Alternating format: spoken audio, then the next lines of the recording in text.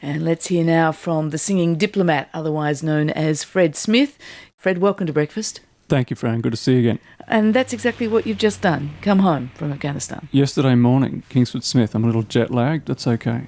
One of the last things you did there on the weekend was attend a very moving ceremony by all accounts at Tarancot for the families of the 40 Australian soldiers killed over the decade of conflict in Afghanistan. How was that ceremony? It was the most emotional thing I've ever been involved in.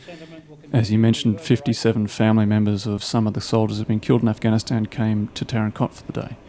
And I gave them a briefing initially on the work of the Provincial Reconstruction Team. And then we had a ceremony afterwards which was sort of run in the style of an Anzac service. I played a couple of songs at that, one called Dust of Uruzgan at the beginning and one called Sapper's Lullaby at the end. And it was sort of a silent parade ground with the family sitting down the front row and the soldiers behind them in ranks. It was dead silence on the parade ground. Very emotional indeed. When you spoke to these people who made this journey to attend that ceremony, it was obviously hugely important for them. What was the overwhelming thing that they wanted to know or thing that they wanted to try and achieve being there, do you think?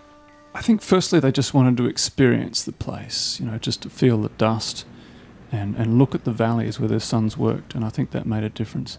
And I think the other thing they wanted to know was that we had made a difference. And, I think unequivocally we did. And one of the things I did was show them a video of some interviews I did with Afghans back in May, and I asked them that question, look, have we made a difference here? And they all said the same thing, that firstly, we'd created security in the valleys of Uruzgan, and secondly, that this had allowed economic activity and some of our own development work to take place. On the face of it, I've had a look at the notes of what you did, a very positive report card about the difference the Australian presence in Uruzgan has made. Our soldiers managed to create a sort of network of checkpoints throughout the valley run by the Afghan security forces, and that has created a level of security which has in turn allowed us to do a lot of development work. For example, there are now 200 schools in the province, whereas before there were only about 30 or 40, including 38 schools for girls now. There are 32 health posts there. At the beginning when we got in 2001 there were 2.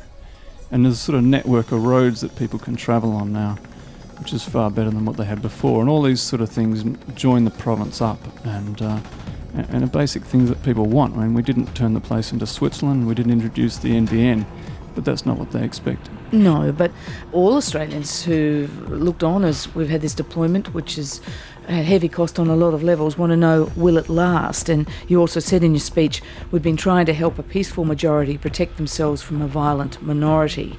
Now the question is, will that last? What's your sense of what the future holds for Uruzgan, if not for the rest of the country? That's a big question. I mean, I think we could expect some deterioration in the progress there. But, I mean, this fighting season, the security has lasted, and when the security lasts, everything else works.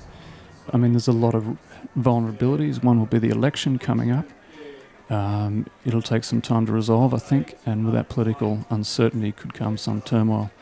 But there are signs at the same time of conciliation. For example, all the presidential candidates are running on multi-ethnic tickets. As to say, the vice presidents are both, from different ethnic backgrounds, which suggests that the political elite in Kabul has a mind to compromise and to bring things together rather than in the combative frame of mind they were in back in the 90s. Fred, the new song, it's called Going Home. Some of the royalties from the song are going to a charity called Mates for Mates. It's designed to help returning veterans deal with some of the post-traumatic stress, the mental issues that, inevitably follow for so many about coming home from such a difficult experience. It's a big transition to come home from a place like Afghanistan. I mean, life is not altogether bad there. Bad things happen, but most of the time it's fascinating work. You're amongst friends, and in some ways life is simpler over there, As one soldier said to me, we were busy over there, but we were busy with one thing, whereas here in Australia, people's lives are complex. And I was just driving to the studio. Driving is very stressful. I forgot about that. So this song is sort of about the transition that we all have to make when we come back home.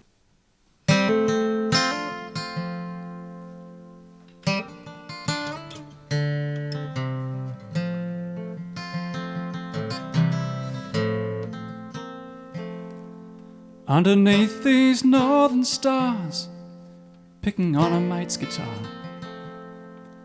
with the breeze from Kandahar blowing soft and warm. See, my own is in its case, with the movers just off base, on a pallet bound for space. Now we're going home. Fighting season got underway after harvest back in May. The tax in Chahachane and Chalmers Stone, the checkpoints all have held. It wasn't pretty, but oh well. Let them do it all themselves. Now let's go home. We don't get out too much these days, with the base in retrograde. This trip hasn't been the guns and Navarone.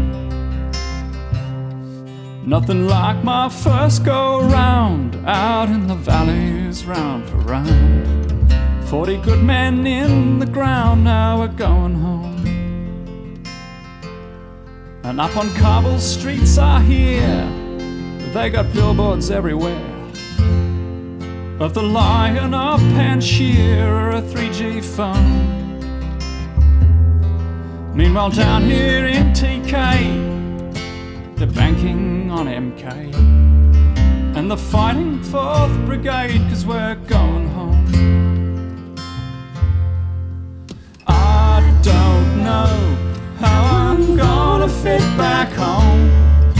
Been out here now so long, this is what I know. Brother, thanks for your ear. Life is easier out here. It's love and family I feel. Now I'm going home. Hear the mullah sing his song at the rising of the sun. Shares his love for everyone through a megaphone.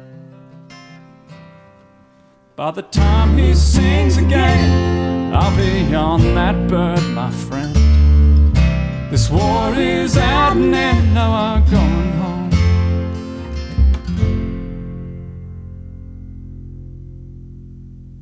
Fred Smith, accompanied by Liz Frensham on double bass and vocals and David Claughton on guitar and vocals. Thanks very much. That was fabulous. Fred, just one last question. You've had 2 turns in Afghanistan, 18 months and 6 months, I think. What about for you coming home? Do you feel the damage? I think I'm in pretty good nick, actually. I wasn't exposed as directly to... No, you're a diplomat, not a soldier, of course. So I'm doing all right, and I've got a tour coming up this month, and then in January, my wife's making a baby. So I think the expeditionary stuff's going to be over for a while for me. Yeah, okay. Fred Smith, thank you so much for joining us. Fred and Liz and David, thank you very much for joining us here on Breakfast. Nice to be here.